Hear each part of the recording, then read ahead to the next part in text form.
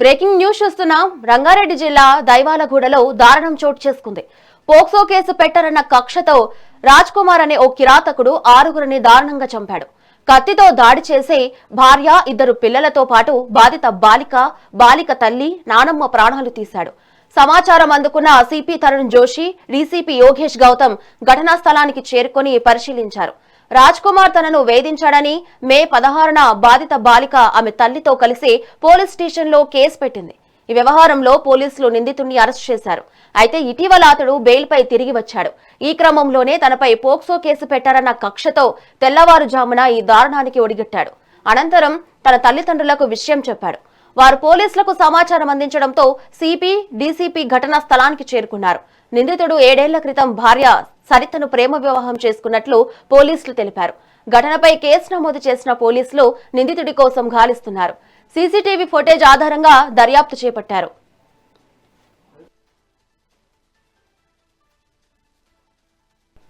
దీనిపై మరింత సమాచారం మా ప్రతినిధి రాణి అందిస్తారు. రాణి, చెప్పండి. శ్రావణి, ఈ షాబాద్ మండలంలో జరిగినటువంటి దారుణం ఏదైతే ఉందో ఒక్కసారిగా అందరినీ కలిసివేసిందనే చెప్పుకోవాలి. ఒక నిందితుడు తీవ్ర ఘాతుకానికి అయితే పాల్పడినట్లుగా తెలుస్తుంది. ఎందుకంటే అతను ఒకేసారి 6గురిని చంపడం, అలాగే సొంత కుటుంబంలోని 3 వ్యక్తులని, అలాగే తనపై కేసు పెట్టినటువంటి మరో 3 వ్యక్తులని అయితే అత్యంత కిరాతకంగా నరికి చంపడం అనేది ఇప్పుడు అక్కడ అంతటా కూడా ఉత్కంఠగా నెలకొందనే చెప్పుకోవాలి. అలాగే ఈ దారుణం పట్ల అక్కడ ఉన్న ప్రజలు కావచ్చు, ఇప్పుడు యావత్ దేశంలో ఉన్నటువంటి అందరూ కూడా చాలా దిగ్భ్రాంతి వ్యక్తం చేస్తున్నారు. ఒకసారి మనం చూసుకున్నట్లయితే డీటెయిల్స్, ఈ రంగారెడ్డి జిల్లా షాబాద్ మండలంలో జరిగినటువంటి దారుణ ఘటన ఇప్పుడు రాష్ట్ర వ్యాప్తంగా తీవ్ర కలకలం రేగిందని చెప్పుకోవాలి. రాజ్ కుమార్ అనే వ్యక్తి ఎవరైతే ఉన్నారో గత కొంతకాలంగా జైల్లో ఉంటున్నారు. ఎందుకంటే మే 16వ తేదీన ఈ మైనర్ బాలికని వేధిస్తున్నాడు అనే నేపథ్యంలో అతని పైన మైనర్ బాలిక, అలాగే ఆ మైనర్ బాలిక అయినటువంటి తల్లి కంప్లైంట్ చేయడం జరిగింది పోలీసులకి. అయితే చిట్యాల లక్ష్మి అనే వ్యక్తి పోలీసులకి కంప్లైంట్ చేయడంతో బాలికతో పాటు పోలీసులు కూడా దీన్ని పోక్సో కేసు కింద నమోదు చేయడము, అలాగే ఈ పోక్సో కేసు పెట్టిన తర్వాత అతన్ని మే 26న అరెస్ట్ చేయడం కూడా జరిగింది. అరెస్ట్ చేసిన తర్వాత అతన్ని తీవ్ర చిత్రహింసలు కూడా పెట్టినట్లుగా కూడా కొంతమంది చెప్తున్న పరిస్థితి. మైనర్ బాలిక 17 ఏళ్ల బాలిక పైన అత్యాచారం చేయడానికి ప్రయత్నించడంతో సో ఈ కేసు పెట్టడం కూడా జరిగింది. పోక్సో కేసు పెట్టారు అని జైలుకి వెళ్ళిన దగ్గర నుంచి, కేసు పెట్టిన దగ్గర నుంచి కూడా అతను తీవ్రంగా వాళ్ళపైన పగ పెంచుకున్నట్లుగా కూడా తెలుస్తుంది. అలాగే భార్య కూడా నిలదీసినట్లుగా తెలుస్తుంది అతన్ని, ఎందుకు ఇలాంటి పనులు చేశావు అని. సో ఇవన్నీ కూడా మనసులో పెట్టుకొని అతను జైలుకు నుంచి ఏదైతే మొన్న 10వ తారీఖున జైలు నుంచి బయటకు వచ్చాడు. నిన్న బయటకు వచ్చిన తర్వాత నుంచి కూడా అతను తీవ్రంగా కక్షతో అలాగే పగతో రగిలిపోతున్నట్లుగా తెలుస్తుంది. జైలు నుంచి ఇంటికి వచ్చిన తర్వాత తెల్లవారుజామున భార్య, పిల్లల్ని 2 పిల్లల్ని కూడా అత్యంత కిరాతకంగా నరికి చంపడం జరిగింది. నిద్రలో ఉన్నటువంటి పసిపిల్లలను కూడా చూడకుండా 3 ఏళ్ల బాలుడిని, అలాగే 2 ఏళ్ల బాలికను కూడా ఆయన హతమార్చడం జరిగింది. అలాగే భార్యను కూడా అత్యంత కిరాతకంగా నరికి చంపిన తర్వాత అక్కడ ఎవరైతే కేసు పెట్టారో ఆ మైనర్ బాలిక ఇంటికి కూడా అతను వెళ్ళడం జరిగింది. మైనర్ బాలిక ఇంట్లో చిట్యాల లక్ష్మి అనే తన తల్లిని, అలాగే నానమ్మని కూడా నరికి చంపాడు అతను. ఆ తర్వాత ఆ మైనర్ బాలిక ఎవరైతే ఉన్నారో అత్యాచారం చేయబోతున్నాడు అనే నేపథ్యంలో అతని పైన కేసు పెట్టారు కాబట్టి బాలికని పొలంలోకి ఈడ్చుకు వెళ్లి అక్కడ అత్యాచారం చేసి హత్య చేసినట్లుగా కూడా తెలుస్తుంది. అయితే ఇదంతా ఇంత దారుణానికి ఒడిగట్టిన తర్వాత రాజ్ కుమార్ అనే వ్యక్తి అక్కడి నుంచి దూరంగా వెళ్లి తల్లిదండ్రులకి ఫోన్ చేసి, నేను ఇలా 6గురిని చంపేశాను, నేను కూడా చచ్చిపోతాను అని వాళ్ళకి ఫోన్ చేసి చెప్పడం జరిగింది. అలాగే మరికొంతమంది బంధువులకు కూడా ఫోన్ చేసినట్లుగా కూడా తెలుస్తుంది.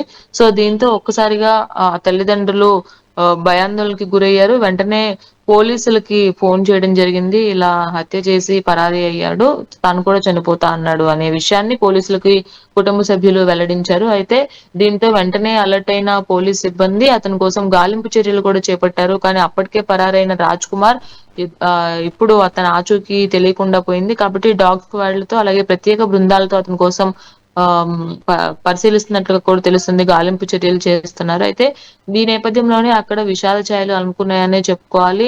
అలాగే తన భార్య సరితని అలాగే పిల్లల్ని కూడా హతమార్చడం ఏంటి అనేది కూడా ఇప్పుడు అందరూ ప్రశ్నిస్తున్నారు. అయితే అక్కడికి వెళ్ళి వాళ్ళని మాట్లాడే ప్రయత్నం చేసినప్పుడు సరిత బ్రదర్ ఎవరైతే ఉన్నారో అతను చెప్తున్నాడు ఏంటంటే తను బయటకు వచ్చిన తర్వాత నుంచి ఉగ్ర రూపంతో ఉన్నాడు. అలాగే చాలా పగతో ఉన్నట్లుగా తెలుస్తుంది. ఈ నేపథ్యంలోనే అందరినీ ఇలా నరికి చంపాడు.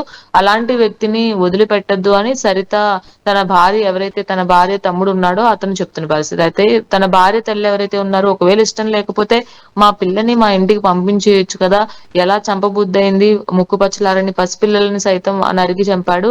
ఇలాంటి కిరాతకుడిని ఖచ్చితంగా గట్టిగా శిక్షించాలని తన అత్తగారు కూడా, ఈ రాజ్ కుమార్ అత్తగారు కూడా చెప్తున్న పరిస్థితి ఉంది. ఏదేమైనప్పటికీ కూడా ఈ సమాచారం అందుకున్న పోలీసులు వెంటనే ఘటనా స్థలానికి చేరుకున్నారు. భారీ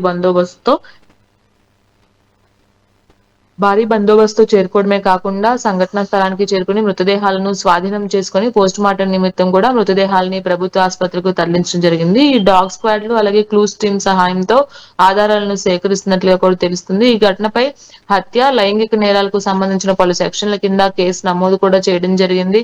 అన్ని కోణాల్లో కూడా దర్యాప్తు కొనసాగిస్తున్నారు. ప్రత్యేకించి ఈ నిందితుడు హత్య చేసి పరారైన నేపథ్యంలో ఎక్కడికి వెళ్లి ఉంటాడు, అలాగే ఎవరినైనా మళ్ళీ హతమార్చేందుకు వెళ్ళాడా లేదంటే తన ఆత్మహత్య చేసుకున్నాడా అనే కోణంలో కూడా విచారిస్తున్నట్లుగా తెలుస్తుంది. ఆ ఘటనకు సంబంధించినటువంటి పూర్తి వివరాలను నిశితంగా పరిశీలిస్తున్నారు. దాంతో పాటుగా నిందితుడు ఎటువైపు వెళ్ళాడు అని చుట్టుపక్కల ఉన్నటువంటి సీసీ కెమెరాలను కూడా పోలీసులు పరిశీలిస్తున్న పరిస్థితి ఉంది. కాబట్టి ఈ ప్రకటన మేరకు నిందితుడి పరిస్థితి అలాగే అరెస్టు తదితర అంశాలపై కూడా అధికారిక సమాచారం ఇంకా వెలువడాల్సి ఉంది. కాబట్టి అతను ఎందుకు ఇంత దారుణానికి పాల్పడ్డాడు, ఒక వ్యక్తిని పోక్సో కేసు కింద నమోదు చేసినప్పుడు అంత ఈజీగా ఎందుకు బెయిల్ వచ్చింది, అలాగే బెయిల్ ఇచ్చిన తర్వాత అతను మెంటల్ సిచ్యుయేషన్ ఏంటి అని ఇవన్నీ ఏమీ చెక్ చేసుకోలేదనే కోణంలో కూడా ఇప్పుడు అందరూ తీవ్ర ఆందోళన వ్యక్తం చేసిన పరిస్థితి ఉంది. ఏదేమైనప్పటికీ కూడా 6గురిని ఏకంగా తెల్లవారుజామున గాఢ నిద్రలో ఉన్నప్పుడు నరికి చంపిన ఈ దారుణం అనేది ఆ చుట్టుపక్కల ప్రాంతం అంతా కూడా భయాందోళనకి గురయ్యే అంశంగా చెప్పుకోవచ్చు. సో 2 ప్రాంతాల్లో కూడా ఈ హత్య అనేది కలకలం రేపింది. అటు బాలిక ఇంటి వద్ద అలాగే నిందితుడు ఎవరైతే ఉన్నారో తన ఇంటి వద్ద కూడా అక్కడ చుట్టుపక్కల ప్రాంతాల అందరూ కూడా భయాందోళనకి గురవుతున్నారు. Shravani. Right, thank you Rani.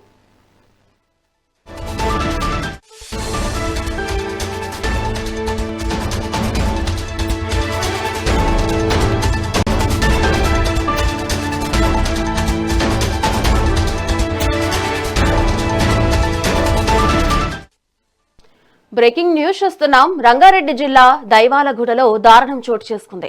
POCSO case పెట్టారన్న కక్షతో రాజ్ కుమార్ అనే ఓ కిరాతకుడు 6గురిని దారుణంగా చంపాడు. కత్తితో దాడి చేసి భార్య, 2 పిల్లలతో పాటు బాధిత బాలిక తల్లి, నానమ్మ ప్రాణాలు తీశాడు. సమాచారం అందుకున్న సిపి తరుణ్ జోషి, డీసీపీ యోగేష్ గౌతమ్ ఘటనా స్థలానికి చేరుకుని పరిశీలించారు. రాజ్ కుమార్ తనను వేధించాడని మే 16న బాధిత బాలిక ఆమె తల్లితో కలిసి పోలీస్ స్టేషన్లో కేసు పెట్టింది. ఈ వ్యవహారంలో పోలీసులు నిందితుడిని అరెస్ట్ చేశారు. అయితే ఇటీవల అతడు బెయిల్పై తిరిగి వచ్చాడు.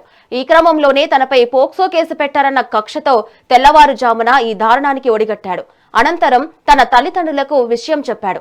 వారు పోలీసులకు సమాచారం అందించడంతో సిపి, డీసీపీ ఘటనా స్థలానికి చేరుకున్నారు.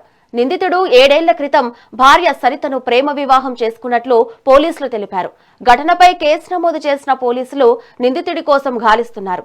సీసీటీవీ ఫుటేజ్ల ఆధారంగా దర్యాప్తు చేపట్టారు.